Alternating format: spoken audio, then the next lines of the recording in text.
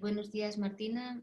Muchas gracias por prestarte a tener un diálogo un ratito sobre todo lo que estamos viviendo eh, como personas y como analistas. Y bueno, me gustaría poder explorar o reflexionar, escuchar tus reflexiones sobre determinados temas de este momento. Y voy a empezar con uno que, bueno, no sé si es más importante o no, o supongo que no, pero es un tema que está muy presente y es todo el tema online sobre el trabajo telemático que tú has explorado y has trabajado antes de esta crisis. Y la primera pregunta que me gustaría hacerte es si piensas que estábamos preparados. Bueno, mira, buenos días Cecilia y gracias también por haber pensado en mí. Es verdad que estoy metida, digamos, en proyectos de investigación sobre el trabajo online desde hace ya tiempo y en este momento precisamente estoy en la Task Force de la IPA sobre este tema. Bueno, preparados, no creo que que estuviéramos preparados, porque aquí en España, pero en nuestros países también, hemos tenido que pasar de un día para el otro, porque ha sido así, a trabajar online, bien por teléfono, bien con imagen, dependiendo de la vía que había elegido cada persona con cada paciente. Bueno, mayormente online, porque era recomendado, yo di elección a mis pacientes y todos menos dos en la primera semana eligieron estar online.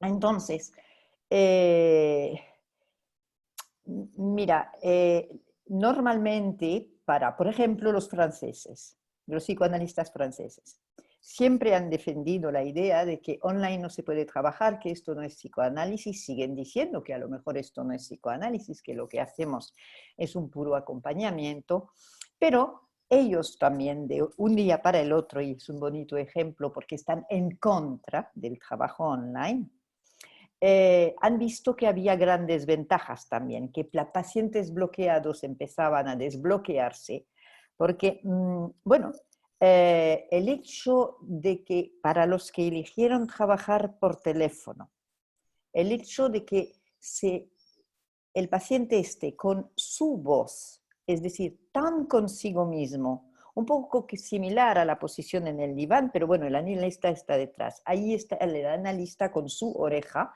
no más, ha permitido a veces que ciertos pacientes puedan decir muchísimas más cosas o desbloquear una situación bloqueada. O sea, ha habido en ciertos momentos ganancias para cierto tipo de paciente o en cierto momento debido a la ausencia de cuerpo. Que creas que no, cuando estás online no hay peligro de nada, ni de amor ni de violencia. Yo, por ejemplo, tengo un paciente que me dice, la primera vez que, no en esta crisis, sino que se tuvo que marchar y tuvimos una sesión online. ¡Ay, qué bien que se ha virtualizado!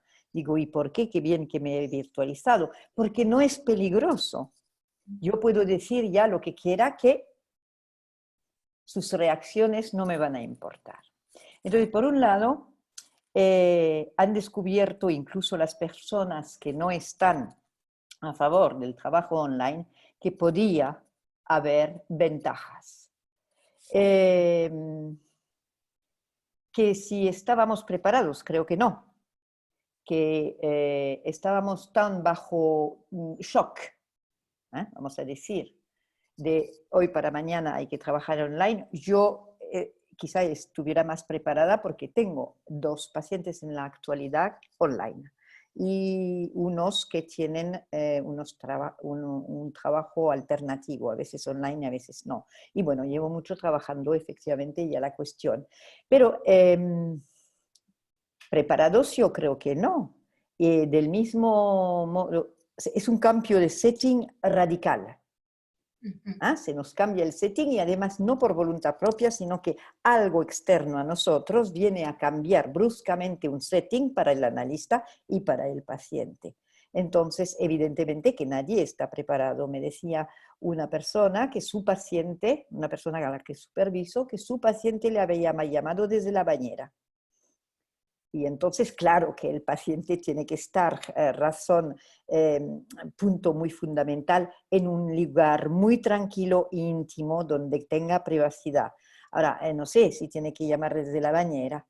Eh, entonces, del mismo modo que creo que lo online requiere una cierta, haberse pensado un poco, las personas que trabajamos en análisis, llamémoslo clásico, con sus reglas de oro, como lo conocemos, 3, 4, 5 sesiones semanales con diván, etcétera, de pronto pasamos al teléfono. Entonces, algunos te van a decir, esto no es psicoanálisis, esto es un acompañamiento, eso me han dicho en una reunión recientemente, esto es un acompañamiento y a la vuelta veremos los efectos que esto ha producido. Digamos que yo creo que no, que habría que prepararse un poco, que hay cosas que hay que poder estudiar. De hecho, mira, creo que en las reuniones que he podido tener con colegas sobre este tema, acusamos en los primeros días, al menos algunos o una mayoría de nosotros, un gran cansancio, probablemente debido al hecho de que al no estar el cuerpo, el analista pareciera que quisiera compensar de alguna manera con un intento corporal, con una tensión o con hablar más, algo del orden del lenguaje corporal que no está. Bueno, eso ha ido desapareciendo probablemente con el tiempo. Sí, en ese sentido yo había leído el tema de la disonancia cognitiva, en el hecho de Ay, que estamos acostumbrados a la presencia del cuerpo y al no tenerla, como que nuestra mente está trabajando con más esfuerzo para compensar, ¿no? esa pérdida del cuerpo. Pero de todo lo que has dicho ahora, bueno, hay varios hilos que me gustaría continuar, pero el primero es el tema de que desaparece el peligroso, o sea, el peligro, lo peligroso, ¿no? Y también me parece una cuestión fundamental, muy importante, y que permite esa apertura del paciente, ¿no? A poder hablar o de determinadas cosas. Bueno, cada paciente tendrá su mundo peligroso, pero ¿y para el analista también desaparece lo peligroso del encuentro con su paciente? Quiero decir, ¿qué pasa ahí? No sé si el analista también... bueno, el analista a lo mejor no sé si vive peligroso el amor transferencial o la agresividad transferencial de su paciente, que efectivamente online tienes menos represión. Esto es un hecho que yo puedo demostrar, o sea, se puede trabajar muy bien, pero hay una represión menor. Eh, el cuerpo no actúa como barrera. De hecho, cuando yo he empezado algún tratamiento online, el día que nos hemos encontrado personalmente, el paciente y yo no me había equivocado en nada, nunca, pero siempre me equivoqué en tamaño del cuerpo y luego el paciente hasta que se recupera, digamos, tiene el shock de la presencia física y está, bueno, es tan chocante tener el cuerpo. Y luego los analistas, bueno, no solamente creo que la mayoría de nosotros se han vivido en peligro. Yo he vivido gente que inmediatamente ha cancelado todo el viernes que precedió la declaración del estado de alarma y se marchó. Decía Marilia Lichtenstein en una entrevista que los analistas son frágiles y que se refugiaron en su casa de campo. Bueno, ha pasado el tiempo y han pasado 2 meses y medio y creo que muchos siguen, digamos, en sus casas a pesar del desconfinamiento que ahora siempre hemos podido trabajar. Yo trabajo en persona y cada vez más ya los pacientes van viniendo, pero entiendo que cada uno tendrá que observar, hacer su autoanálisis, ver cómo está transferencialmente, porque si vive el paciente como portador de algo mortífero, Porque claro, lo que se ha venido a remover en todo esto es, con el COVID, los hijos matan a los padres, los abuelos, pues, son toda una serie de fantasías filícidas, parecidas, que también tienen que ver con el analista. Yo muchas veces he visto la angustia de mis pacientes porque me podía ver, como llaman por WhatsApp, tú, si estás por WhatsApp, si te llaman por WhatsApp y si estás en una llamada normal, no ves la llamada entrar, te puedes demorar unos minutos. Inmediatamente el paciente estaba con una angustia enorme que me hubiera podido pasar algo. O sea que los pacientes no solamente tenían miedo, y los analistas, a que viniera el paciente, pero tenían miedo a que me pasara algo como abuelita, digamos, como persona de riesgo, porque ya pasada de los 60 estás en riesgo, y entonces querían comprobar que no le ha pasado nada. Pero esto a mí personalmente me ha resultado difícil trabajo las primeras semanas porque he sentido, y sigo sintiendo, lo que pasa que ahora lo llevo mucho mejor, que cada sesión era una sesión en torno a la angustia de muerte, entre las cuales de la muerte de los padres, de la muerte de los abuelos, pero de la mía. Entonces, porque a nivel transferencial también había una preocupación de ellos hacia mí, de yo hacia ellos, pero son normalmente más jóvenes que yo.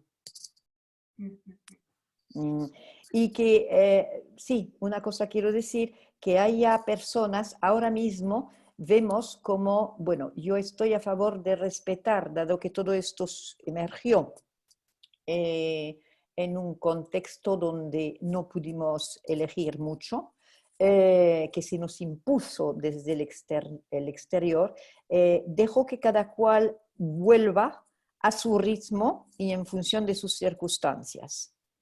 Hay gente, el miedo de cada cual es muy diferente, las circunstancias también, hay gente con hijos, los hijos no tienen colegio, hay analistas que no pueden volver. Yo tengo la consulta dentro de mi propia casa, con lo cual yo no cambié. Tampoco estaba ofreciendo ninguna intimidad ni por teléfono ni por Skype, porque yo estoy en mi mismo sitio de trabajo, trabajando online que trabajando en persona.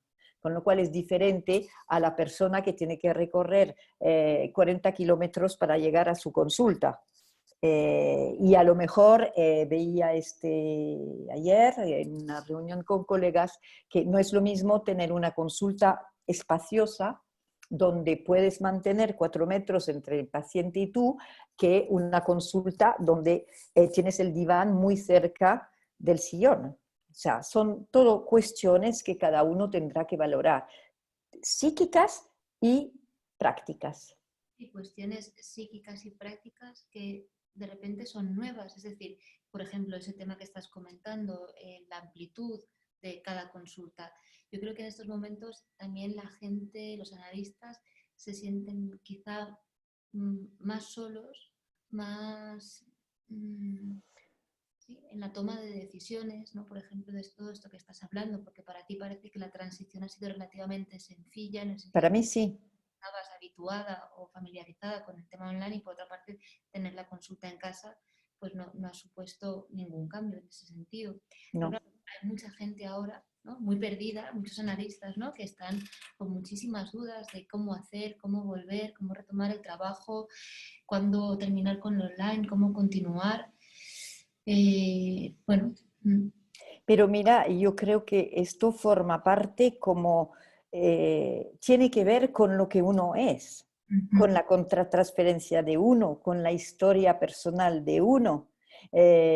Mira, tengo una amiga, colega, y lo puedo decir porque no es de aquí, entonces me decía que en un momento determinado había llorado mucho porque esto también ha generado mucha pena y hemos tenido que elaborar muchos duelos. Yo tengo maridos de colegas que han muerto, madres de colegas que han muerto, colegas que han muerto. Entonces estamos en un momento de gran pena, de gran dolor y de elaboración de duelo. La verdad que se me fue lo que te iba Bueno, a... de la circunstancias de cada uno. Sí, entonces yo creo que efectivamente cada uno tiene que saber cómo se encuentra y hacer lo que siente que va a ser capaz de hacer. Y no somos dos iguales, o sea, igual que no hay dos pacientes iguales, no hay dos analistas iguales, y cada uno tiene que poder tener suficiente capacidad para ver lo que le va a convenir. Si estás muerto de miedo, eso veía con una persona a la que superviso, si está muerta de miedo está inútil, no puede trabajar. Si estás en pánico, es mejor que canceles la consulta, que hables con un colega o no lo sé, pero habrá que buscar una solución. No puedes estar en pánico. ¿Tú No piensas puedes pensar que llega el paciente y que te llega el virus a matar a casa. que así no se puede trabajar, ¿no? O sea, que A mi entender, no. una cosa es trabajar con miedo y otra cosa es trabajar muerto de miedo, ¿no? Porque creo que Sí, el es miedo que, porque mira, realmente hemos trabajado las primeras semanas, digamos, como hemos podido, diría yo, bajo shock, bajo trauma, en el momento justo cuando cae el trauma. La noción francesa, ¿no?, desarrollada por Lacan muy bien, la noción freudiana de après-coup me parece vital en este caso. Tenemos un momento que es el momento del golpe de antes, que es el de ahora, es el momento del trauma, que va a ser resignificado después con tiempo. Se le va a dar un sentido a lo que ocurre, porque cuando ocurre en el momento del trauma no se puede pensar. Entonces difícilmente se puede elaborar, etc. Entonces yo creo que las primeras semanas han sido un compartir una realidad y un compartir, usted está vivo, ¡ay, qué bien! Bueno, usted está, el vínculo sigue, porque claro, había algo muy traumático que es la intensidad, la no preparación, la cantidad de estímulos, el no poder pensar y la cosa que pierde su hilo conductor, lo disruptivo, que es muy traumático. Y yo creo que ahora noto mucho en mi trabajo diario, ahora he podido retomar, bueno, me pueden hacer un comentario, ¿no? Simplemente pues porque el hijo está en casa o porque hay un familiar que está trabajando en un hospital, un comentario, pero mis pacientes han vuelto a poder seguir el hilo de su asociativo, de su propia historia y de su historización y de su realidad psíquica, que es realmente la realidad con la que lidiamos. Pero eso ha necesitado un tiempo, ya han pasado 2 meses y medio. Y necesitamos más. durante esos 2 meses y medio es verdad, ¿no?, que se han perdido muchos tratamientos, muchos pacientes no han podido soportar el impacto. No sé si muchos, pero algunos, ¿no? O sea, hay pacientes que algunos porque la situación particular les impedía continuar con el tratamiento, ¿no? Pacientes con hijos que están a muchas cosas dentro de casa y no tienen ese lugar como para continuar, pero luego hay pacientes que han, entre comillas, aprovechado ese momento para terminar, que han desaparecido, sí, que no han soportado ese impacto de lo traumático en la relación. O quizá no son pacientes, sino son relaciones, o sea, determinados vínculos que no han soportado. No sé si eso también me hacía pensar pues, todo lo que tú desarrollas de esas nuevas modalidades vinculares más frágiles, narcisistas, especulares, ¿no?, que en un momento dado el coronavirus, digamos, las pone a prueba y no han resistido. ¿Cómo haces ese... Vamos a ver, mira, yo no perdí pacientes, ni uno. Tengo un paciente que tiene pospuesto, es un paciente que terminó un análisis y había vuelto para una consulta puntual,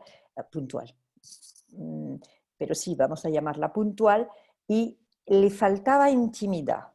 Entonces, simplemente me dijo, mire, no puedo estar con mi familia alrededor y no tengo un espacio para tener mi tratamiento. A mí no se me fueron pacientes.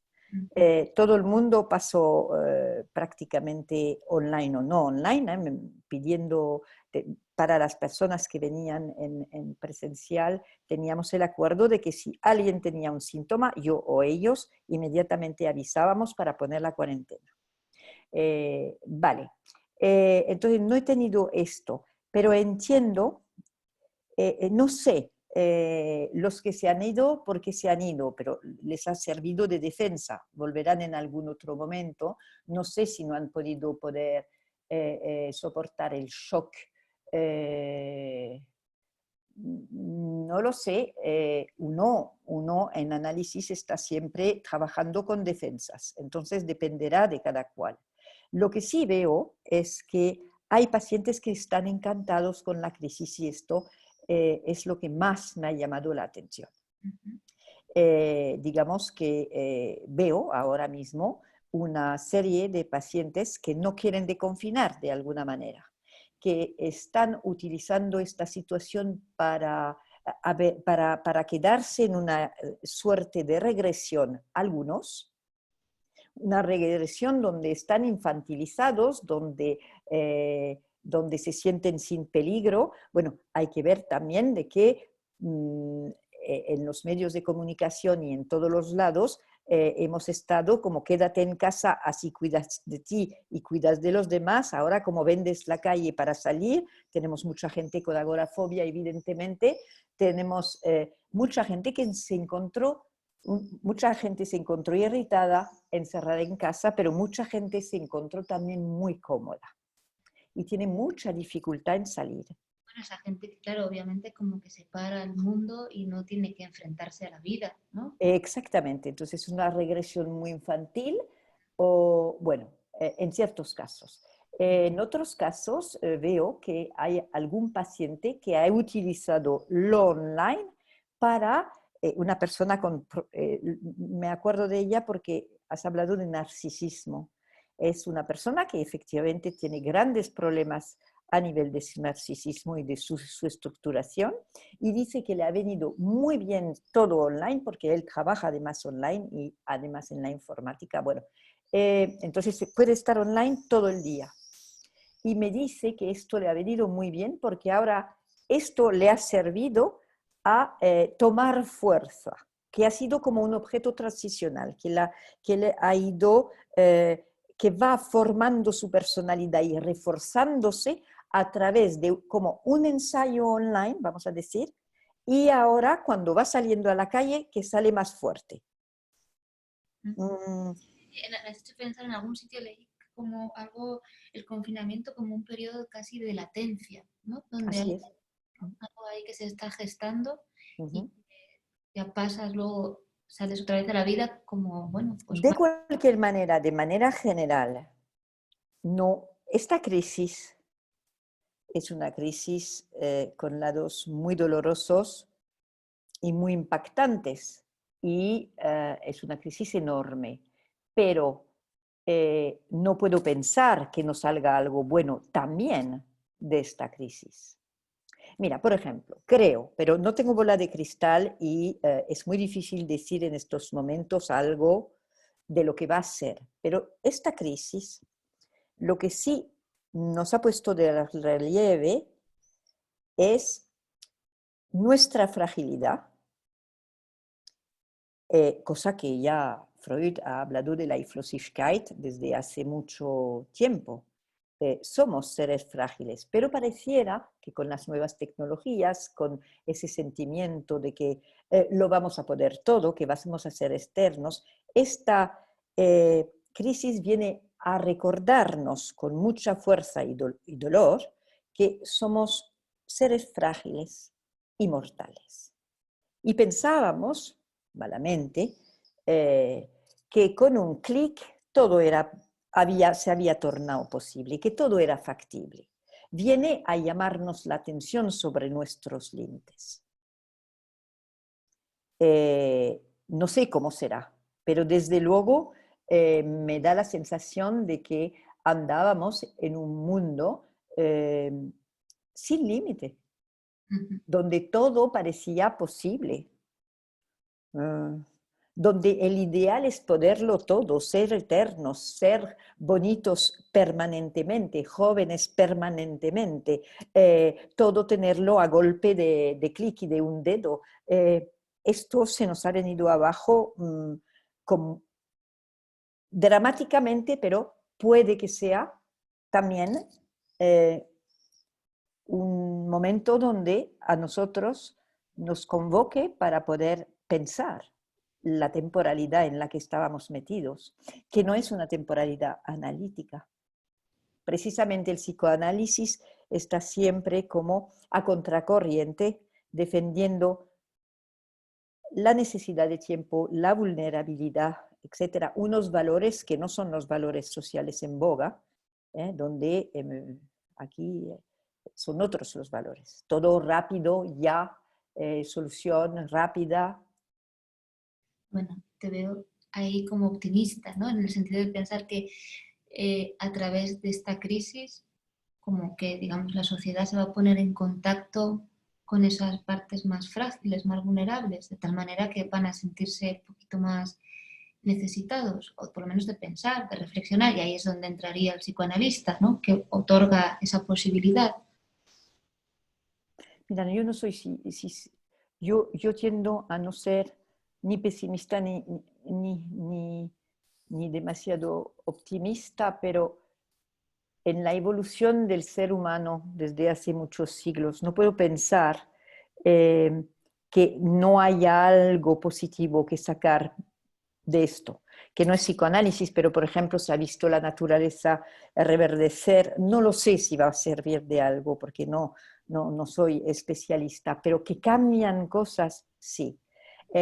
También pienso que hay cosas que van a cambiar para mal, o que es toda la cuestión de la cientificidad, la datificación vivida como verdad, y nosotros como no científicos y como a descartar como no formando parte de la verdad, cuando nosotros somos la verdad.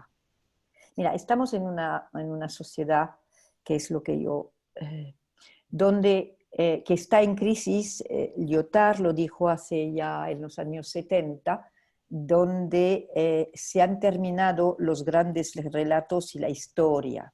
Nosotros como analistas nos gusta la historia, la palabra, el que cada paciente produzca su historia, pero esto a nivel social estamos absolutamente a contracorriente y tenemos que reivindicar que cada paciente y cada ser pueda decir su verdad. No es lo que hay en la sociedad, y ahora mismo esta crisis en el lado negativo es para decirte que a veces no soy un poquito más no tan optimista. Pienso que tenemos el riesgo de que nos movamos demasiado con las estadísticas o con la medida de A, de B, y que nos movamos demasiado con esto y que se nos vende como la verdad, que se nos vende como lo cierto, que se nos vende como lo científico, diciendo a esos psicoanalistas es que son...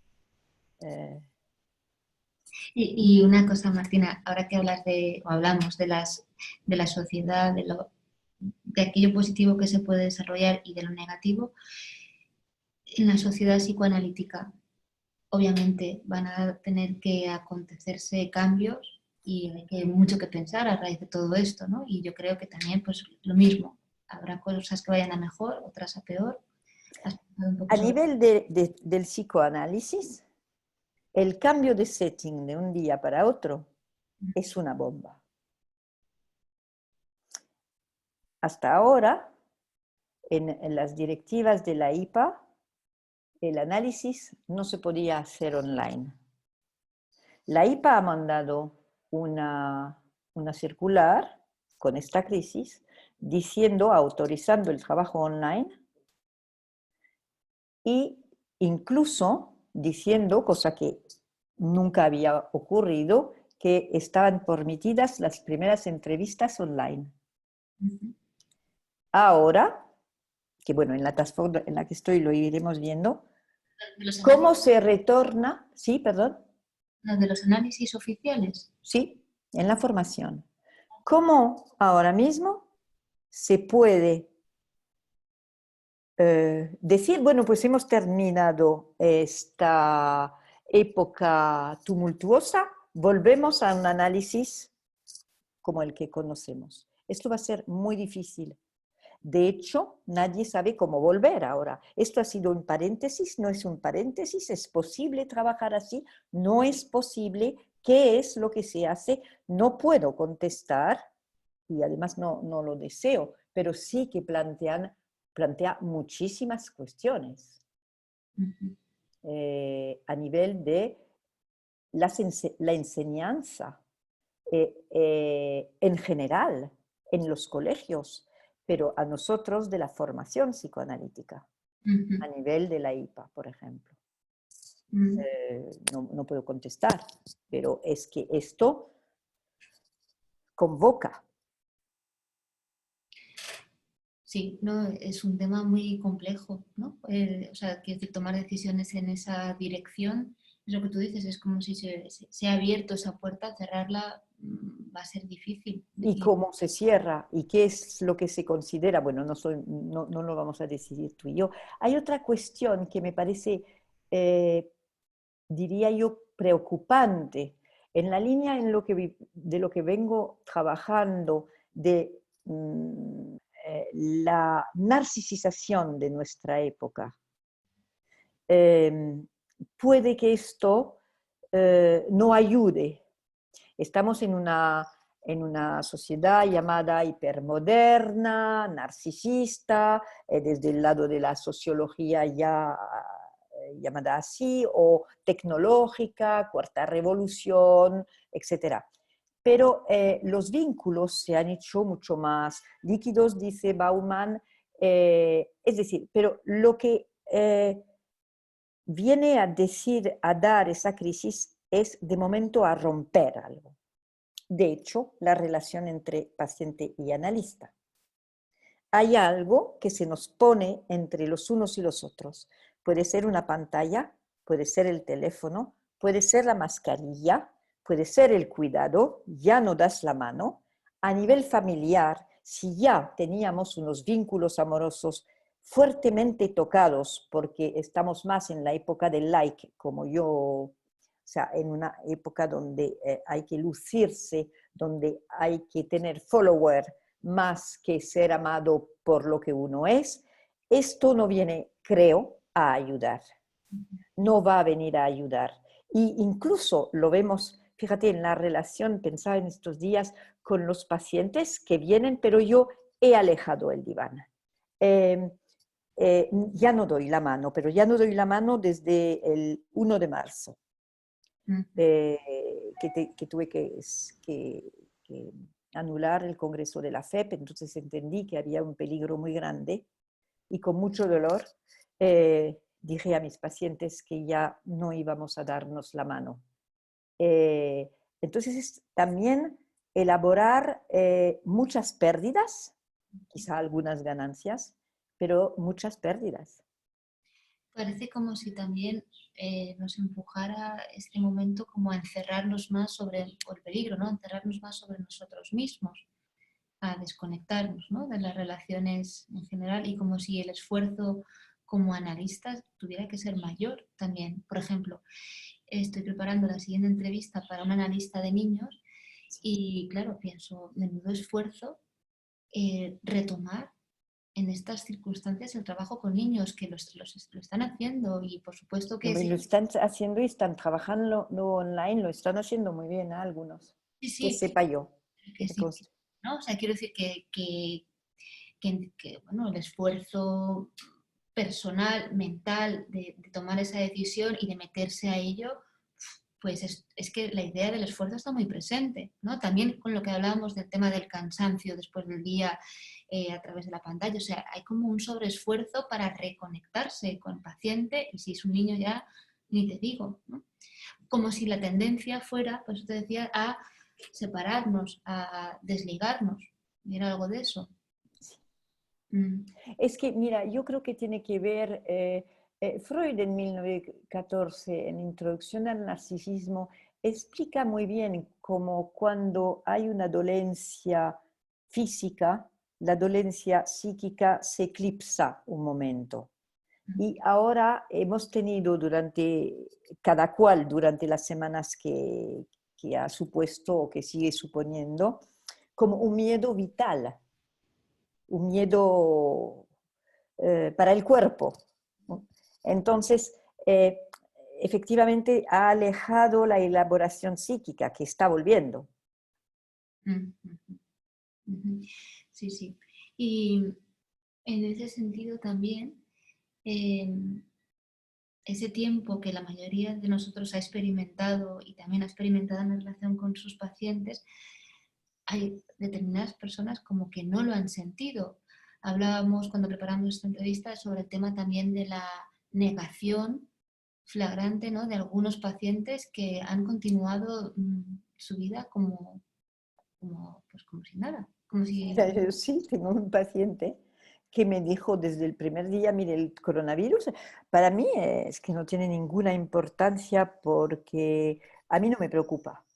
He decidido que no me preocupa, pero me duelen las articulaciones aquí, que eso sí me preocupa, me impide dormir, es un hipocondríaco, ¿no? Y creo que puedo tener cáncer. Y estamos así, pero la situación no va con él. Bueno, hay gente así, evidentemente, pero depende de la patología subyacente. Sí, sí. Este paciente no puede pensar en otra cosa que un autocentramiento y una necesidad. Tiene tanta fragilidad que no puede pensar en un otro, pensar en algo que no sea él. Bueno, como si llevado a un extremo, ese contacto con el exterior fuera inviable, ¿no? Así es. Demasiado doloroso, ¿no? Para alguien tan frágil, insoportable, ¿no? Sí, sí. Mm. Eso siempre tenemos gente que se deja como empapar y otra gente que no. Pero de cualquier manera tenemos que pensar a muchísimos niveles, niveles del trauma, niveles de la temporalidad, niveles del yo, niveles del superior. Date cuenta de que todo ha venido a golpear Sí, y en ese sentido también eso. en este periodo algo muy bonito que no solamente hemos experimentado los psicoanalistas, sino yo creo que toda la sociedad, de repente todo el mundo hablaba de que estaba soñando muchísimo. No sé si eso lo has visto. Y me ha hecho gracia porque de alguna manera nadie se lo esperaba. La gente lo vivía, bueno, pues algunos con mucho miedo a ponerse en contacto con ese mundo interno, con sus sueños, pero en cualquier caso era como casi una respuesta analítica. Es decir, estamos elaborando con mucho trabajo toda la situación de afuera. Creo que también por eso, aparte del trabajo online, que por eso estábamos cansados, porque después de todo hemos estado no sé, sin querer o queriendo, pero elaborando todo el rato. Es como cuando tienes una gran pérdida, si estás en fase de duelo, en cuanto que terminas tu trabajo, el duelo viene y lo tienes que seguir elaborando y elaborando. Entonces es un gran gasto de energía psíquica.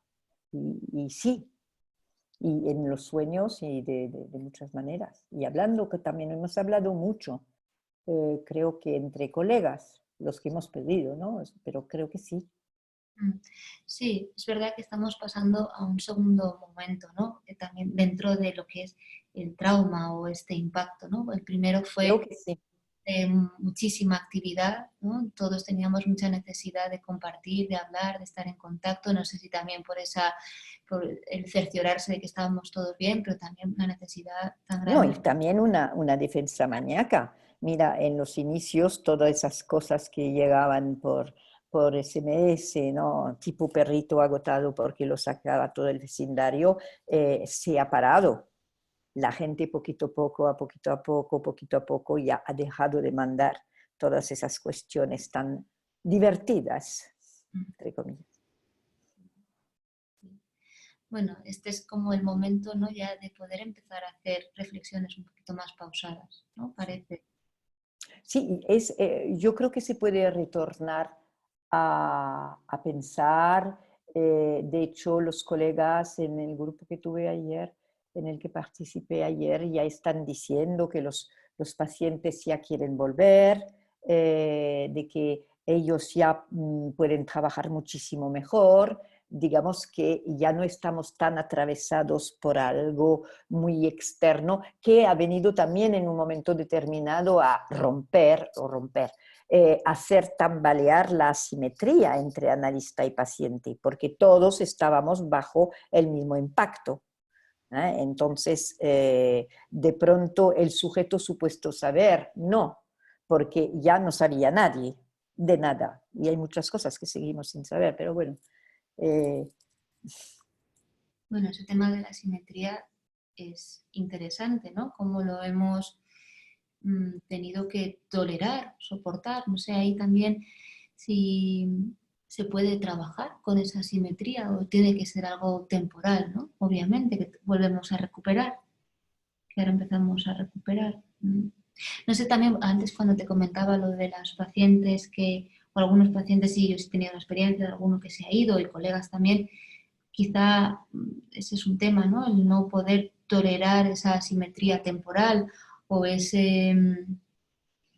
sí, no sé si... Esa falta de asimetría, porque normalmente cuando vienen hay una asimetría, no saben del analista gran cosa y hay una cosa asimétrica. Pero ahora, al inicio, no sé si tiene que ver con esto, pero lo que sí creo hay que ver, mira, en esta misma semana, he tenido 2 demandas de análisis y ayer noche una demanda de alguien que necesita consultar, que es una antigua paciente, o sea que justo estos días también la gente está encerrada y cree que no puede preguntar o que no. Creo que hay que esperar igual esas personas que huyeron, bien porque el vínculo transferencial no estaba todavía asentado, bien porque la patología de ellos no podía soportar la situación, por muchísimos motivos, pero hay que esperar porque puede que llamen de vuelta. Uh-huh. Uh-huh. Ha sido una huida, pues yo así no trabajo, yo online no trabajo, o no lo sé. No sé cuáles son los casos, pero es muy posible que vuelvan. Sí, estamos diciendo también que estamos saliendo, pero al mismo tiempo sigue siendo un momento de espera, ¿no? O sea, quiero decir No, que... no, no, estamos saliendo del momento de shock, pero no estamos saliendo. Creo que tenemos que ser realistas. Tenemos algo, dijo la OMS, creo que hace 2 días, que es algo con lo que vamos a tener que vivir, que es bastante estructural, que va a estar allí. O sea, que hay un cambio, vamos a tener un cambio, y ese cambio, no nos insisten, pasa por un distanciamiento.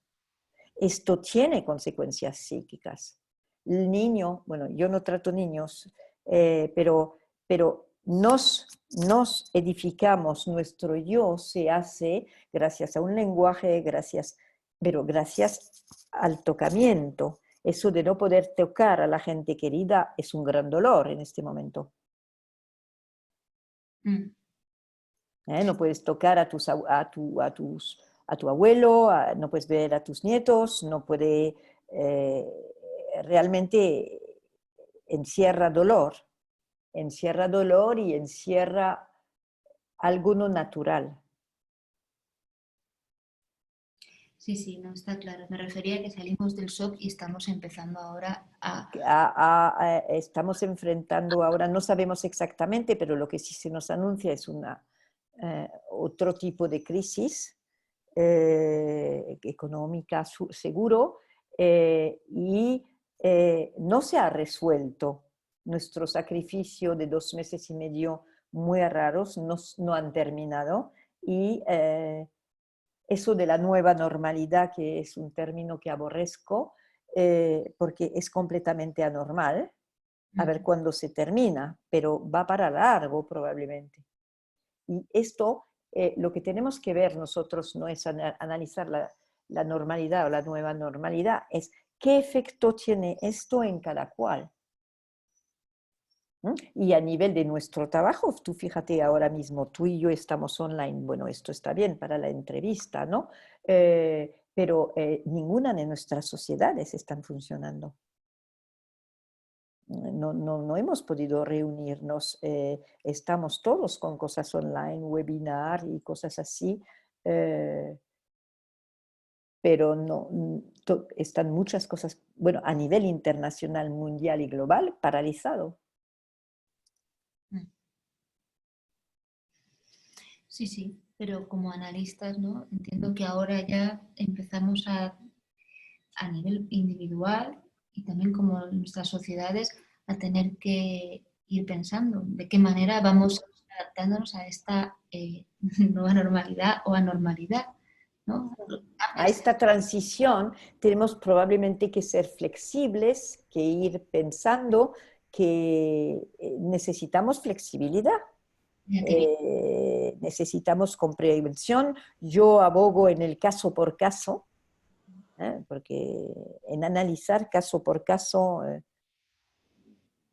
cómo vamos a hacer, y a nivel institucional no lo sé, pero efectivamente también tendremos que seguir con vida y a ver cómo manifestamos esta vida. Bueno, esa receta clásica del caso por caso seguramente que nos Para nosotros es fundamental. debemos traer también, la tendremos que seguir aplicando, ¿no? Sí, y date cuenta de que, como decía Freud, ¿no? Siempre el psicoanálisis también es una psicología social, ¿eh? Con lo cual nos tenemos que adaptar a nuestros tiempos. Tenemos que pensar nuestro tiempo. La psique humana está dentro de una sociedad. Hay instancias psíquicas que están en relación, el yo-piel, el superior, o sea, esas... y por otro lado, el psicoanálisis también es una gran herramienta para poder pensar la sociedad, ya desde Freud. O sea, hay un camino, un diálogo, esa es la palabra que busco, un diálogo entre el psiquismo más personal y la sociedad. No hay un tabique estanco. Entonces, bueno, vamos a ver cómo podemos hacer, pero necesitamos un poquito de tiempo, pero no demasiado tiempo. También tenemos que reaccionar para que no haya demasiado vacío. Por eso se te agradece también la entrevista, porque, bueno, es lo que estás intentando romper, ¿no? Estás intentando entrar en una comunicación para también luego comunicar con otros, que vale que a lo mejor no nos... para que estemos en conexión, no en relación exactamente, pero en conexión. Es un nivel diferente, pero gracias a Dios hemos podido estar conectados durante todo este tiempo. No quiero imaginar un tiempo así sin todos nuestros soportes tecnológicos, ¿no? Que nos han ayudado mucho. No sustituyen, pero ayudaron. Bueno, Martina, va a ser la hora. Bien. Hemos hecho un buen repaso. Yo creo que va a ser de muchísimo interés. Ojalá que sirva. Ya lo dirán los que nos escuchen. Y nada, muchísimas gracias. Gracias a ti, Cecilia, que siempre eres tan fina preguntando. Un deseo o una idea poder hacer una precu de aquí un tiempo, ¿no? Y retomar estas mismas cuestiones pues de aquí, no sé, un tiempo, no me pillo los dedos, pero quizá pues volvamos a hablar y repensarlo. Perfectamente para hablar lo siniestro y cómo lo hemos elaborado, ¿no? Muchísimas gracias. Adiós, Martina. Adiós, adiós.